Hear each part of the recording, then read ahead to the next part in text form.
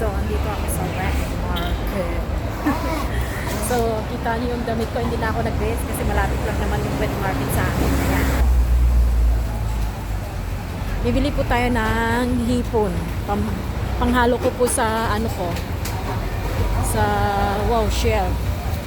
Sa aking, ano ba yan? Noodles mamaya. Wow. Diba?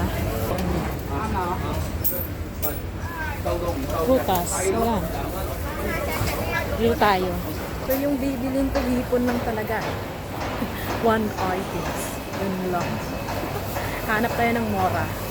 Yeah. Hanap tayo ng hipon. Wala dito. Ito yata mayroon na. Ito 45. Galaw-galaw pa. Ayan. Dito tayo bibili.